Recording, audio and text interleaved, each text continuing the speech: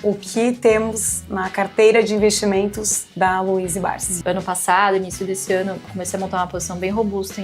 Não deixou de ser uma das melhores empresas. Não deixou de perder as características que faziam dela uma boa empresa. E qual foi o teu maior erro como investidora até hoje? Qual que é a tua regra de ouro para os investimentos? A regra de ouro é sobre acertos. Tem algum episódio assim que marcou mais? Acerto. Eu acho que assim, todas as vezes que eu me reafirmei na estratégia que eu acredito, eu fui muito bem recompensada. Então, em outros momentos lá atrás, eu acabei indo para setores que eu talvez não conhecesse tanto, né? Muito por aquela onda de puta barato, vai subir, tal, e acabei me dando mal. E todas as vezes que eu segui a filosofia, comprei bons papéis que pagam bons dividendos a bons preços, eu não me decepcionei. Por mais que seja muito comum na nossa trajetória comprar os mesmos papéis por um longo período de tempo, né? Então, BB Seguridade, eu acho que é um caso que o pessoal provavelmente conhece, é um caso que eu gosto muito de reafirmar, porque é uma empresa top de linha, né, vamos dizer assim, é blue chip, e deu uma oportunidade muito grande ali quando houve o descasamento ali entre 2021 e 2022 do IGPM com o IPCA, né. Então, a empresa teve que fazer alguns aportes sucessivos de capital, né, por conta desse descasamento temporal. E, claro, reduziu bastante o fluxo de dividendos no período e a cotação caiu de, sei lá, R$30 para 18 na mínima, né? E eu fui comprando, fui pegando a faca caindo, né? Então, geralmente você só tem a confiança de fazer isso, de montar essas posições com a faca caindo, né, com a cotação caindo, quando você tem essa confiança na análise qualitativa que você fez, né? Então, quer dizer, a BB Seguridade não deixou de ser uma das melhores empresas de seguro com foco em rural, né? E a gente sabe que é um dos pilares aí que sustenta o nosso PIB, né? Que são os pilares fundamentais do Brasil. Então, ela não deixou de perder as características que faziam dela uma boa empresa. Era uma situação ali contextual, né, que fez com que as cotações caíssem, né? Então, acho que esse é um caso que eu gosto sempre de lembrar também, de que é possível você pegar boas oportunidades em empresas que têm grande peso no índice, enfim, que são empresas mais consolidadas de mercado, né, que tem market share, que tem poder de repasse de preços, né, que são características que a gente gosta num case aí. O que temos na carteira de investimentos da Luiz Barsi? Sempre falo pro pessoal, né, que quer começar em renda variável, toda a sua jornada como investidor, ela tem que começar com uma reserva de emergência.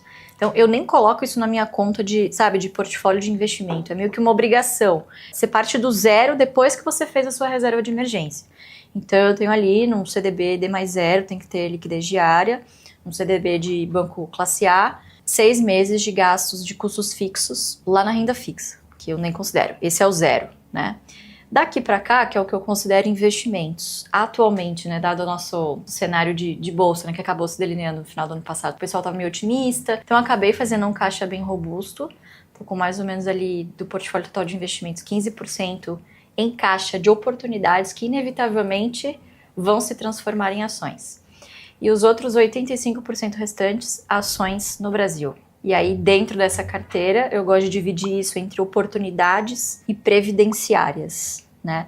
Falando mais especificamente dos setores que a gente mais gosta de investir, né, que são os BESTs, para quem não conhece, é bancos, energia, seguros, saneamento e telecom. Considerando esses 5 setores principais, as previdenciárias, hoje minha carteira deve estar ali mais ou menos 60% nas previdenciárias, e o restante, 40% desses 85%, né, desse bolo, 40% em oportunidades, né? E aí, esse balanceamento vai de acordo com os preços, com as oportunidades que vão surgindo pelo mercado, né? Então, ano passado, início desse ano, comecei a montar uma posição bem robusta em Taurus, em Cosan, então acabou ficando um 60-40. Eu gosto de manter um 80-20, 80 previdenciário, 20, mas eu sei que esse balanceamento ele vai tender ao que eu gosto, conforme os novos aportes forem sendo feitos. Então isso não me preocupa muito. É muito raro, por exemplo, a gente vender uma ação que subiu bastante, fazer esse tipo de rebalanceamento forçado por conta de regras que a gente tem na nossa carteira, né? Eu acho que o investidor pessoa física, ele tem como grande vantagem poder ser o seu próprio gestor, criar as suas próprias regras, né? Diferentemente de um produto, um veículo como um fundo, né?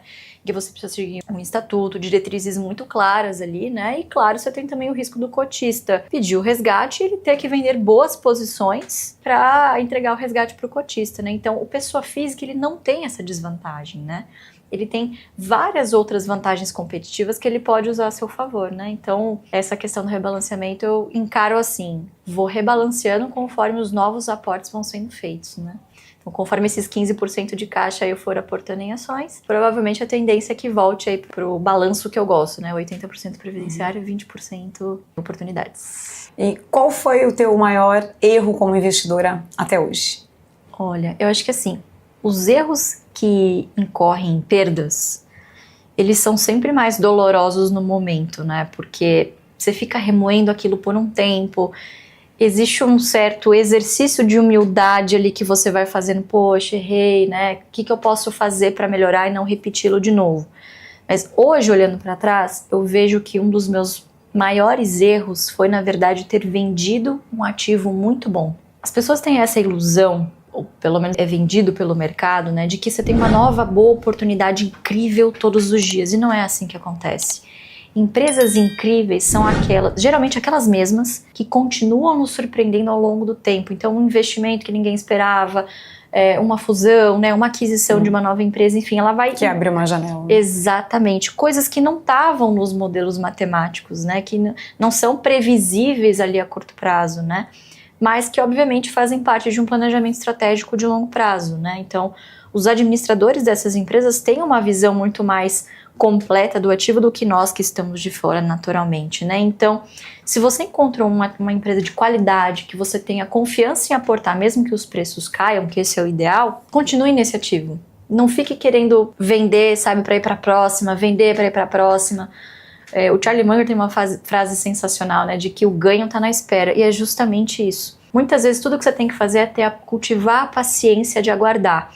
Então hoje, olhando para trás, eu vejo ativos excelentes que eu paguei a preço de banana e eu vi uma rentabilidade de 50%, 100% e eu vendi. E foram ativos que continuaram subindo justamente porque são diferenciados em termos de qualidade, né? Então, dando um exemplo, lá atrás, um pouquinho... Realizou o lucro, mas depois poderia... Pois é, mas aí tudo que você perde de custo de oportunidade, né? Porque o retorno total ao acionista não é só o quanto a ação subiu, mas é o fluxo de dividendos e o juro composto que você abriu mão durante esse período, exatamente. Então, tudo é custo de oportunidade, né? Então, hoje eu vejo, por exemplo, lá atrás, 2019... eu vendi um papel maravilhoso que eu adorava, que eu conhecia profundamente, que foi a Unipar, para trocar por alguma outra coisa, porque eu via outras assimetrias, né? E de fato, assim, não é que eu estava errada na época, mas com as informações que eu tinha naquele período, poxa, eu via assimetrias maiores, mas olhando a repercussão, né, assim, a trajetória da empresa depois que passou, caramba, se eu tivesse ficado quieta, teria sido um movimento muito melhor do que o que eu fiz lá atrás, né? Então, depois voltei a comprar o papel, enfim, e acabei entrando em período de silêncio, não pude recompor a posição, o tamanho da posição que eu tinha antes, né? Então, acho que esse é um dos maiores erros que os investidores cometem, assim, ao longo do tempo, existe essa ansiedade, eu acho que talvez seja um sentimento de reafirmação, de que, acertei aqui e vou para a próxima. Muitas vezes o seu maior acerto está naquela mesma que você começou. Então, esse foi um erro que eu guardar para sempre. Espero não repetir. E para a gente fechar, qual que é a tua regra de ouro para os investimentos? Regra de ouro para os investimentos. Eu acho que é sempre colocar os recursos na caixinha correta. Isso é fundamental. Isso ajuda muito você não deixar a ganância subir a sua cabeça, sabe? Porque muitas vezes quando você tem uma certeza absoluta na sua cabeça, é aí que o negócio dá errado. E é aí que geralmente você tende a dobrar a aposta. Então a gente viu muito isso, né, de 2019 para 2020, o pessoal super animado com bolsa, quer dizer, meio que enxotado da renda fixa, né, por conta das taxas de juros, e as pessoas foram levadas a tomar risco, não necessariamente sabendo o que estavam fazendo, né, ou fazendo pela primeira vez. E aí o que acaba acontecendo?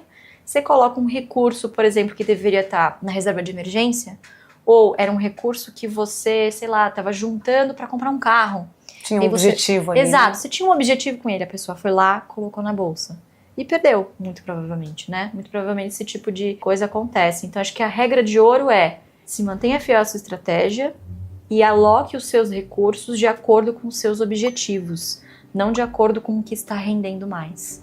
A sua chance de você permanecer no mercado é muito mais alta e você precisa estar no mercado para você ver essa rentabilidade de longo prazo, né? Não adianta ficar entrando e saindo. Então acho que alocar os recursos na caixinha certa é fundamental. Para você que está começando a investir, lembra que é difícil, mas dar o primeiro passo é fundamental. Sem dúvida. É isso. É muito importante você se inscrever no canal, porque ele representa a nossa voz, tá entendendo? Nós não temos uma didática tão fundamental e tão objetiva como tem aí o canal. E o canal ele é um órgão de divulgação que procura não adivinhar, mas transmitir aquilo que realmente é importante que os senhores saibam para se conduzirem de uma forma positiva no mercado de valores.